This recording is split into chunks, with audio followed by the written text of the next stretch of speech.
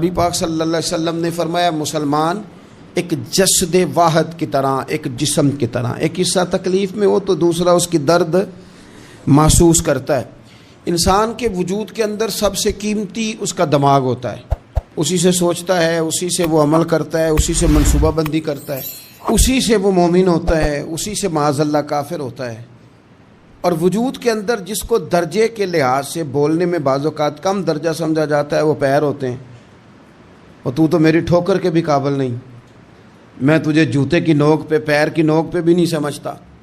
ہم یہ کہتے ہیں محاورتاً کہ تو پیروں کے قابل بھی نہیں، یعنی سب سے اعلیٰ درجہ دماغ کو دیا، دل کو دیا، اور سب سے ہلکا درجہ پاؤں کو دیا۔ لیکن مجھے بتلائیے گا، اگر کبھی پاؤں کی سب سے چھوٹی انگلی، چھنگلیا، چیچی، اس پہ اگر کبھی زخم لگ جائے تو جسم کا سب سے اعلیٰ حصہ دماغ ہے، دماغ نے کبھی یہ کہا ہے کہ چھوڑو یہ تو سب سے نچلا درجہ ہے، نہیں جانا ڈاکٹر کے پاس، اتنا ٹائم کہاں ہے، رہنے دو، چھوٹی سی تو انگلی ہے، خیر ہے؟ ایسا کبھی ہوا ہے؟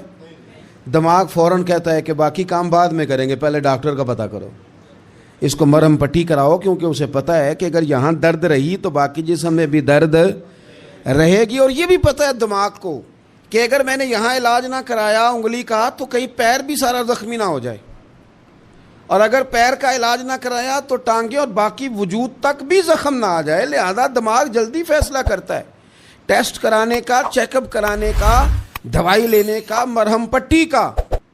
اور میرے بھائی، مسلمان ایک وجود کی طرح ہے۔ یہ تو ہو سکتا ہے کچھ مسلمان ملک غریب ہوں اور کچھ کے پاس تیل کے کنویں ہوں، کچھ کے پاس سونے کے پہاڑ ہوں۔ یہ تو ہو سکتا ہے کہ بعض اوقات یہ وہ سمجھ لیں کہ ہم اعلیٰ درجے کے ہیں، لیکن یہ یاد رکھیں اگر ایک جسم کی طرح ہیں، سوچتے ہیں اور ہیں، کیونکہ نبی پاک نے فرمایا ہے، اگر اس طرح سوچتے ہیں تو پھر میرا خیال ہے کہ جس طرح تیل کے کنویں والے کو اپنی درد ہوتی ہے نا، سونے کے پہاڑوں والے ملک کو جس طرح اپنی درد ہوتی ہے نا، اس طرح اسے کسی کو بھیکارت کی نظر سے دیکھنا نہیں چاہیے، چونکہ جسد واحد ہے۔ اور جسد واحد میں اگر کوئی درجہ بڑا بھی رکھتا ہو کہ جناب ہمارے پاس ایک بڑی جگہ ہے، متبرک جگہ ہے، ہم بڑے ہیں، تو آپ بڑے ہیں، لیکن بڑا دماغی یہ فیصلہ کرتا ہے کہ بھائی وہ چھوٹا سا پیر کا حصہ زخمی ہے، جلدی کرو، علاج کراؤ۔ لیکن بڑے دماغ والا کہے کہ میرا گھر تو محفوظ ہے۔ معراج کی بات کرنے کا تو اب وقت آیا ہے، اس لیے کہ معراج کا سارا واقعہ تو مسجد اقصیٰ کے گرد گھومتا ہے۔ سبحان الذی اسریٰ بعبدہ لیلا من المسجد الحرام الی المسجد الاقصیٰ۔ حضور نے معراج کی رات مسجد اقصیٰ میں نماز پڑھائی تھی، اور ایک بار پھر سے طیبہ سے فلسطین میں آ، راستہ دیکھتی ہے پھر مسجد اقصیٰ تیرا۔ ایک بار حضور گئے تھے مکے سے مسجد اقصیٰ، اور پھر حضور فرماتے ہیں جب میں واپس گیا نا تو کفار نے جو کہ مسجد اقصیٰ دیکھی ہوئی تھی تو مجھ سے پوچھنا شروع کر دیا کہ مسجد اقصیٰ کی کھڑکیاں کتنی ہیں، دروازے کتنے ہیں، پلر کتنے ہیں۔ جب انہوں نے سوال جواب کیے تو حضور فرماتے ہیں کہ رب کریم نے مسجد اقصیٰ کو اٹھا کے میرے سامنے رکھ دیا، میں دیکھتا جاتا تھا، بتاتا جاتا تھا، کہہ لوں بات کر لوں۔ ایک دفعہ حضور مکے سے مسجد اقصیٰ آئے، اور ایک دفعہ مسجد اقصیٰ میرے نبی کی زیارت کے لیے مکے گئی، حضور کی زیارت کے لیے مکہ شریف گئی۔ اور میرے نبی تو صرف کسی چیز کی طرف ایک دفعہ دیکھ لیں تو وہاں رحمت کے پھول کھلتے ہیں۔ مسجد اقصیٰ کی طرف منہ کر کے 17 مہینے میرے نبی نے نماز پڑھی ہے۔ مسلمانوں پتہ ہی کوئی نہیں، ہماری خبریں ہی اور ہیں، ہمارا درد ہی اور ہے، ہمیں پتہ ہی نہیں بم کہاں برس رہے ہیں، ہمیں یہ خبر ہی نہیں۔ اور میں اس دور میں تقریریں کر رہا ہوں جہاں سوتوں کو جگانا نہیں پڑتا، جاگتوں کو جگانا پڑتا ہے۔ سیانے لوگوں کو سمجھانا ہمارے ذمہ لگ گیا، کیا کریں؟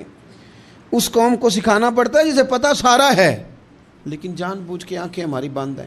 یہ مولوی کو بات کرتا تو لوگ کہتے دیکھو مولوی گالی دیتا ہے، لیکن اگر قائد اعظم محمد علی جناح کہے کہ اسرائیل امریکہ کی ناجائز اولاد ہے تو پھر تو تمہیں ہضم کر لینا چاہیے نا، پھر تو لیبرل کو بھی ہضم ہونا چاہیے نا کہ قائد اعظم نے کہا ہے، اور اس ناجائز بچے کو تم نے اتنی طاقتیں دے دی کہ وہ مسلمانوں کے قبلہ اول میں نماز پڑھنے والوں کو بھی نہ بخشے؟ کہاں گئی تمہاری وہ انسانی حقوق کی بڑی بڑی تنظیمیں؟ کدھر گئیں؟ اور میرا پاکستانی میڈیا سے بھی سوال ہے، چند دن پہلے سیالکوٹ میں ایک واقعہ ہوا، ناانصافی ہو گئی جی، ناانصافی ہو گئی جی ایک بی بی کے ساتھ، ہر بندے نے شور مچایا، بڑے بڑے طوفان اٹھتے ہیں، کیوں ہوا جی کیوں ہوا؟ تو مسجد اقصیٰ کی توہین ہو گئی تو پھر طوفان کیوں نہیں اٹھا؟ ٹاک شو کیوں نہیں ہوئے؟ بحثیں کیوں نہیں ہوئی؟ میں اس موم بتی مافیا کا کیا کروں؟ ان لبرل لوگوں کا کیا کروں؟ ان کے سپورٹروں ووٹروں کا کیا کروں؟ ان سیاسی جماعتوں کے کارکنوں کو کیا نام دوں کہ جو ان فضول بحثوں میں تو وقت ضائع کرتے ہیں، اور وہ مسجد اقصیٰ جس کے بارے میں میرے نبی پاک صلی اللہ علیہ وسلم سے ایک صحابیہ نے پوچھا تھا، یا رسول اللہ مسجد اقصیٰ میں نماز پڑھنا کتنا کو بہتر ہے باقی نمازوں کے مقابلے میں؟ تو حضور نے فرمایا 1000 گنا بہتر ہے۔ بی بی عرض کرنے لگی، سونیا میں جا تو نہیں سکتی، دل بڑا کرتا ہے۔ تو حضور نے فرمایا جا نہیں سکتی تو وہاں تیل ہی بھجوا دے، جس میں حاضری لگوانے کی حضور بات کریں جس مسجد میں۔ اور نبی پاک علیہ السلام نے فرمایا خاص کر کے سفر کرنا ہوا تو 3 مسجدوں کے لیے کرنا، ایک مسجد حرام بیت اللہ کے لیے، ایک مسجد نبوی کے لیے، اور تیسرا مسجد اقصیٰ کے لیے۔ مسلمان نہیں ہوتا۔ صلاح الدین ایوبی اپنے خیمے میں بیٹھے ہیں تو ایک بی بی آ گئی، اس قبیلے کا کوئی شخص مسلمان نہیں ہوتا۔ بی بی آئی، آگے کہنے لگی میرے 4 بیٹے جنگ میں کھو گئے، چھوٹے چھوٹے بچے جنگ میں کھو گئے، مل نہیں رہے، فوجیوں کو حکم دے مجھے میرے بچے تلاش کر کے دیں۔ صلاح الدین ایوبی نے جھٹ پر سر پہ امامہ باندھا، نیزہ پکڑا، سینے بند باندھا، اپنے جبے کو سمیٹا اور باہر کہنے لگی تو کدھر جا رہا ہے؟ کہنے لگا میں خود تیرے بچے تلاش کر کے دوں گا۔ صلاح الدین چند سپاہی ساتھ گلی گلی نکلے، گلی گلی فجر کے نکلے، اثر ہو گئی، تھک گئے، 2 نمازیں صحرا میں پڑھی، جنگل کے اندر پہنچے تو ایک کونے میں 4 بچے ایک جگہ ڈرے اور سہمے ہوئے بیٹھے ملے۔ صلاح الدین ایوبی اٹھا کے لائے، ماں کو کہنے لگے تیرے بچے ہیں؟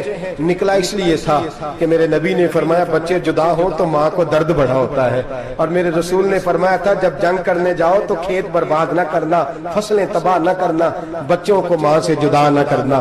فرمایا میں سوچ رہا تھا تیرے بچے کہیں میری وجہ سے جدا ہو گئے تو مصطفیٰ کو جواب کیا دینا؟ فرمایا تیرے بچے ڈھونڈ کے لایا ہوں۔ بچے ماں کے پاس آنے لگے تو ماں نے بڑے بیٹے کے منہ پہ تھپڑ مارا، کہتا اماں کیا ہوا؟ کہنے لگے تو نے سنا نہیں کہ دشمن کے بچوں کی اتنی حفاظت کرتا ہے؟ میرے پاس نہ جا، اس کے قدموں میں بیٹھ جا، جس نبی کے غلام اتنے سچے ہیں وہ نبی کتنا سچا ہوگا۔ بنو قریظہ اور بنو نذیر 2 محلے تھے یہودیوں کے۔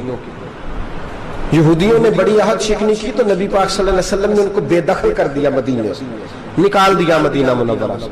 یہودی نکل گئے مدینہ طیبہ سے، تو جب وہ نکل کے جا رہے تھے تو ان کے مکان، ان کے باغ، ان کی جائیدادیں بچ گئیں۔ نبی پاک علیہ السلام نے انصار مدینہ کو پہلے بلایا، جاگ رہے ہیں نا آپ لوگ؟ پیسے آتے کسی کو برے لگتے ہیں؟ اب تو یہ بھی حلال حرام کی تمیز بھی اٹھتی جا رہی ہے۔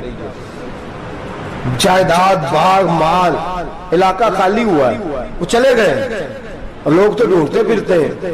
اللہ خیر فرمائے، شاملہ ہر جگہ ملتی نہیں اب شہروں میں، وہ کس کس نے نام کرا لیا، کدھر گئی ہے کوئی خبر ہی نہیں، خالی جگہ پڑی ہے۔ میرے نبی پاک علیہ السلام نے پہلے انصار مدینہ کو بلایا، حضور نے فرمایا انصاریوں بہت بڑی جائیدادیں یہودیوں کی، بنو نذیر اور بنو قریظہ محلے خالی ہو گئے، میرا دل کرتا ہے وہ تمہیں دے دوں، اس لیے کہ تم نے اپنے مہاجر بھائیوں کے ساتھ بڑا تعاون کیا، جائیدادیں تم نے دے دی ہیں، مکانات دے دیے ہیں، بڑا کچھ تم نے دیا ہے، میرا دل کرتا ہے وہ تمہارے نام کر دوں۔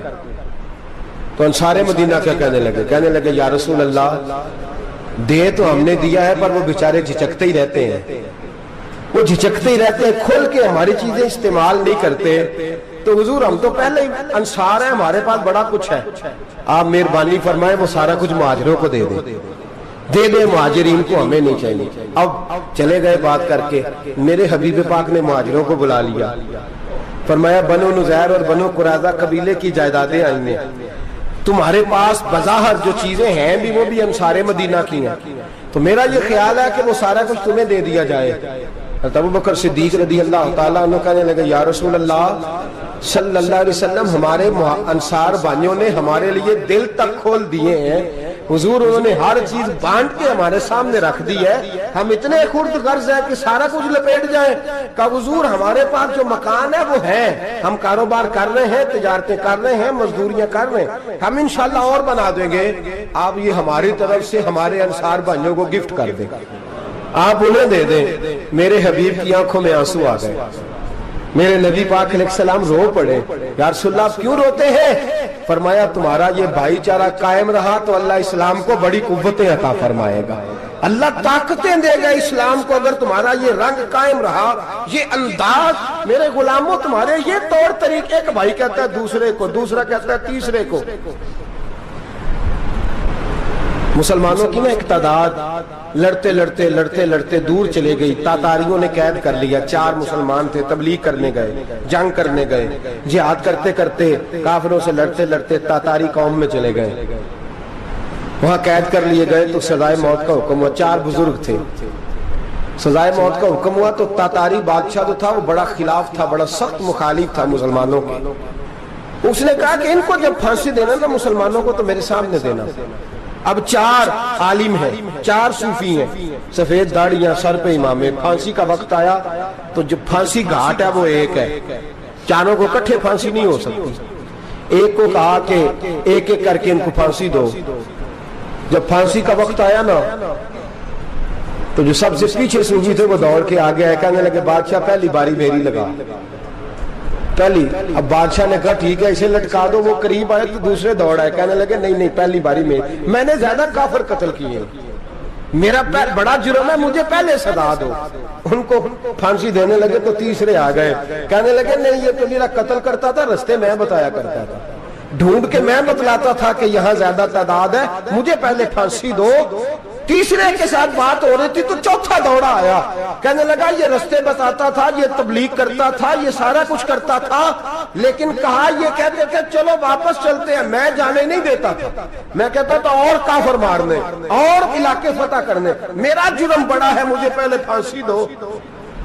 بادشاہ کہنے لگا مجھے 35 سال ہو گئے حکومت کرتے، بڑی دنیا کو پھانسی دی ہے، لوگ تو ایک دوسرے کو دھکے دیتے ہیں کہ پہلے تو جا پہلے تو جا، اور تم کیسی قوم ہو کہ ایک دوسرے پہ قربان ہو رہے ہو۔ کہنے لگا تم ایک باپ کی اولاد ہو، جاگ رہے آپ لوگ، تاتاری بادشاہ کافر بادشاہ اسلام کی مخالفت کر دیں، ایک باپ کی اولاد ہو کا نہیں، ایک قبیلے کے رہنے والے ہو کا نہیں، ایک ملک کے رہنے والے ہو نہیں۔ اس نے کہا رشتہ کیا ہے تمہارا، رشتہ کیا ہے؟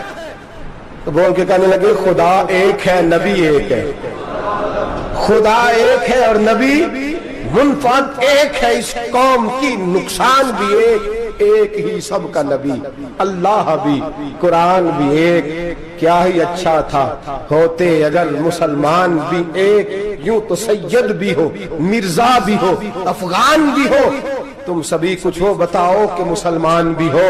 فرمایا ہمارا اللہ ایک ہے نبی ایک ہے، تو کہا پھر ایک دوسرے پہ جان کیوں دیتے ہو؟ فرمایا ہمارے نبی نے ہمیں بھائی بھائی بنا دیا ہے، بھائی کا دل نہیں کرتا اس کی آنکھوں کے سامنے بھائی چلا جائے، ہمارا دل نہیں کرتا پہلے مجھے دے پہلے مجھے دے۔ بادشاہ کہنے لگا تمہارا جذبہ مجھے متاثر کر گیا، جاؤ میں تم چاروں کو آزاد کرتا ہوں، تمہیں آزاد کرتا ہوں۔ میرے دوستو یہ رنگ تھا، دیکھیں نا، یہ اس دھرتی نے نظام دیکھا ہے نا، اس فلک میں پہلی بار دیکھا، اس زمین میں پہلی بار، اور میرے حضرت صاحب فرمایا کرتے تھے زمین تڑپ کے روئی، اس نے پہلی دفعہ دیکھا۔ احد کا میدان ہے، 3 صحابہ تپتی ہوئی زمین پہ زخموں سے چور چور پڑے ہیں، حضرت انس بن نضر رضی اللہ تعالیٰ عنہ پانی کا پیالہ لے کے پہنچے، ایک زخمی سے کہا تجھے پانی پلانا ہے، تو کہنے لگا میرے زخم تھوڑے ہیں، وہ جو ساتھ پڑا اس کے زخم گہرے ہیں، پہلے اسے پانی پلا دے، جا اسے دے دے۔ اس کے پاس پہنچے تو وہ کہنے لگا وہ مجھ سے پہلے گرا تھا، اس کا زخم زیادہ گہرا ہے، اسے پانی پلا۔ تیسرے کے پاس گئے تو کہنے لگا چوتھا تڑپ زیادہ رہا ہے، اس کی عمر زیادہ ہے، میں تو جوان ہوں برداشت کر لوں، بڑھاپے کی وجہ سے نڈھال ہو گیا، پہلے اسے پانی پلا۔ چوتھا کہنے لگا 5ویں کے پاس جا. پانچواں کہنے لگا چھٹے کے پاس جا. حضرت انس بن نضر کہتے میں رو پڑا. میں نے کہا محمد کے غلاموں، رسول نے تمہیں کیسا جذبہ دے دیا ہے، زبانیں پیاس سے باہر ہے لیکن تمہاری اخوت مرتے دم تک قائم ہے. کہتے میں ساتویں کے پاس گیا تو کہنے لگا اگر 6 قربانی دے سکتے ہیں تو مجھے خود غرض نہ سمجھ، میں نے نہیں پانی پینا، جا پہلے کے پاس لے جا. کہتے میں پہلے کے پاس آیا تو روح پرواز کر گئی، دوسرے کے پاس آیا تو روح پرواز کر گئی، میں 7ویں تک آیا تو انتقال کر گئے. کہتے ہیں پانی کا پیالہ میں نے اٹھایا اور میں نے زمین پہ رکھا تو میں نے کہا پانی گوا رہنا، محمد کے غلام مر تو جاتے ہیں پر ایک دوسرے کا خیال بڑا رکھا کرتے ہیں. گواہ رہنا، یہ مر جایا کرتے لیکن ایک دوسرے کا درد. میرے دوستو لٹا ہوا برما، روتے ہوئے مسلمان، سسکیاں اور آہیں لیتی ہوئی مائیں پوچھتی ہیں اے خاصان رسول وقت دعا ہے، امت پہ تیری آ کے عجب وقت پڑا ہے.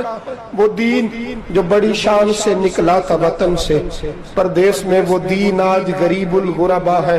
فریاد ہے اے کشتی امت کے نگہباں، بیڑا یہ تباہی کے قریب آن لگا ہے.